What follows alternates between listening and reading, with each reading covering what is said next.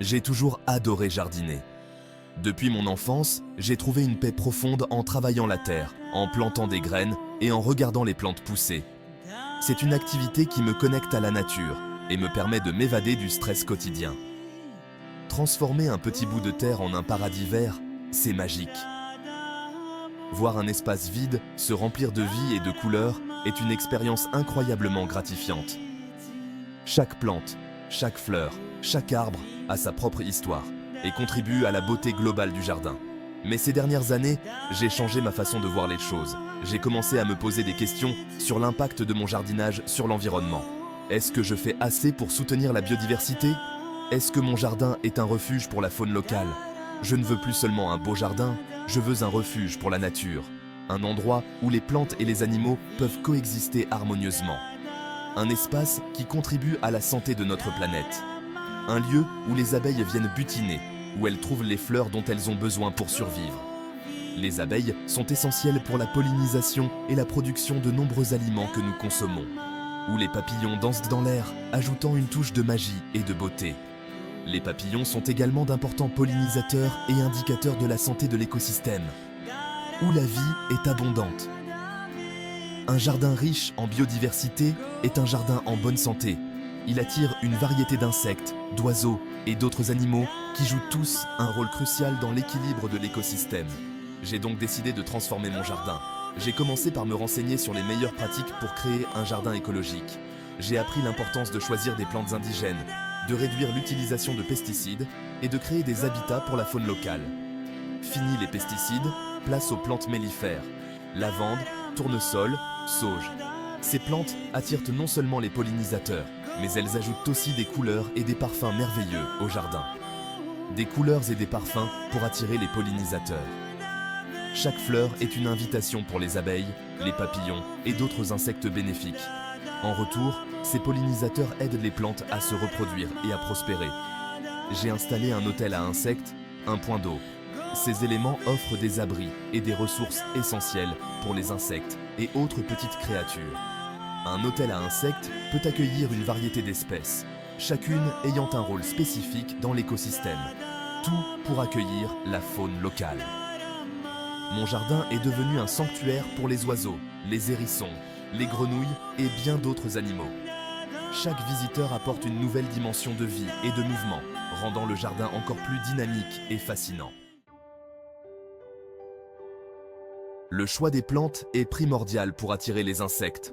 En sélectionnant soigneusement les espèces que nous plantons, nous pouvons créer un environnement accueillant pour une multitude de pollinisateurs. J'ai opté pour une grande variété de fleurs, avec des floraisons à différentes périodes de l'année. Cela permet de garantir une source constante de nectar et de pollen pour les abeilles, les papillons et autres insectes bénéfiques. Ainsi, le jardin offre un festin permanent aux pollinisateurs, du printemps à l'automne. Chaque saison apporte son lot de couleurs et de parfums, attirant une diversité d'insectes qui jouent un rôle crucial dans la pollinisation. J'ai privilégié les plantes locales, adaptées à notre climat. Ces plantes indigènes sont non seulement plus résistantes aux conditions météorologiques locales, mais elles nécessitent également moins d'entretien et de ressources. Elles sont plus résistantes et plaisent davantage à la faune sauvage. Les oiseaux, les petits mammifères et les insectes trouvent refuge et nourriture dans ces plantes robustes, créant ainsi un écosystème équilibré. Et puis, il y a la satisfaction de participer à la protection de la biodiversité locale. En cultivant un jardin diversifié et respectueux de l'environnement, nous contribuons à la préservation des espèces locales et à la santé de notre planète. Chaque petit geste compte, et voir son jardin s'épanouir tout en soutenant la vie sauvage est une récompense inestimable. Les premières semaines ont été riches en découvertes. Un matin, j'ai aperçu une abeille charpentière, reconnaissable à son vol bruyant, en train d'explorer le nichoir que j'avais installé. Quelle joie de voir que mes efforts étaient récompensés. Ensuite, ce fut au tour des papillons. Des petites tortues, des vulcains, des pans du jour. Leurs couleurs vives illuminaient le jardin. Le spectacle était féerique. J'observais, émerveillé, cette vie qui reprenait ses droits. Au fil des semaines, le jardin s'est transformé en un véritable ballet aérien.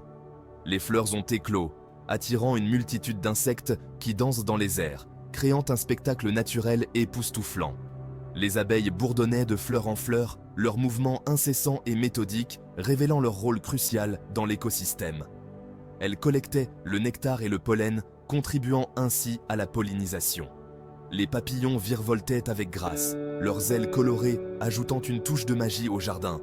Ils semblaient danser dans les airs, se posant délicatement sur les pétales. Le spectacle était fascinant, hypnotique. Chaque mouvement, chaque battement d'ailes contribuait à une symphonie visuelle et sonore.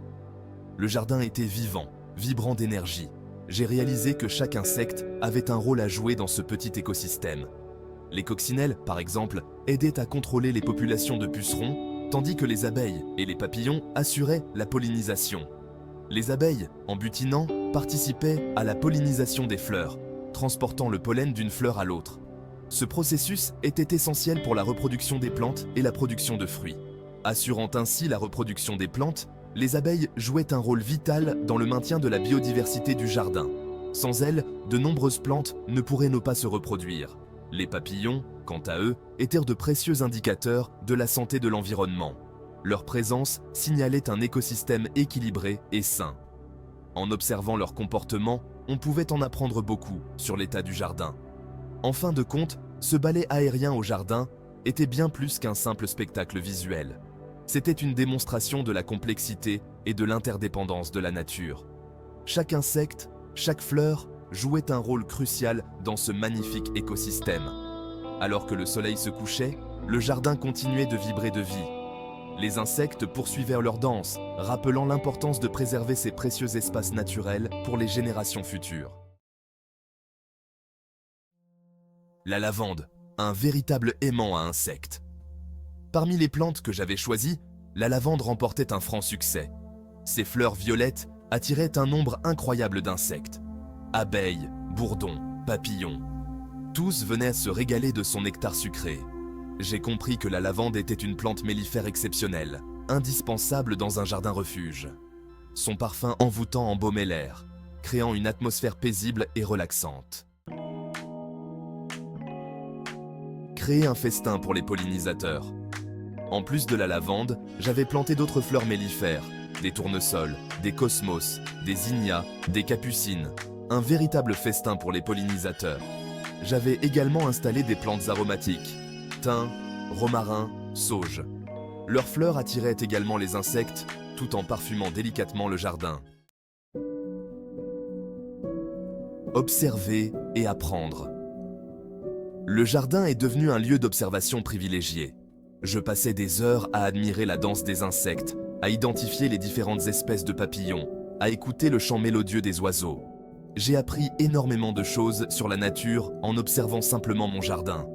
J'ai compris l'importance de la biodiversité, la fragilité des écosystèmes, la nécessité de protéger notre environnement. Le jardin, une source de joie. Transformer mon jardin en refuge pour la faune locale m'a apporté une immense satisfaction. C'est une expérience enrichissante, à la fois pour les yeux et pour l'esprit. Le jardin est devenu un lieu de paix, de sérénité, où je me ressource au contact de la nature. J'y retrouve le calme, la joie de vivre, l'émerveillement devant la beauté du monde. Agissons pour la biodiversité. Aujourd'hui, je suis convaincu que chacun peut agir à son niveau pour protéger la biodiversité. Transformer son jardin en refuge pour la faune locale est un geste simple, à la portée de tous. Il suffit de quelques gestes, planter des fleurs mellifères, installer un hôtel à insectes, créer un point d'eau. Chaque petit geste compte. Ensemble, créons un paradis pour les pollinisateurs. Alors, n'hésitez plus, lancez-vous dans l'aventure et transformez votre jardin en un paradis pour les pollinisateurs. Vous contribuerez ainsi à la préservation de la biodiversité tout en profitant d'un jardin plein de vie et de couleurs. Ensemble, créons un réseau de jardins refuges, des oasis de verdure où la faune et la flore pourront s'épanouir en toute liberté. La nature nous le rendra au centuple.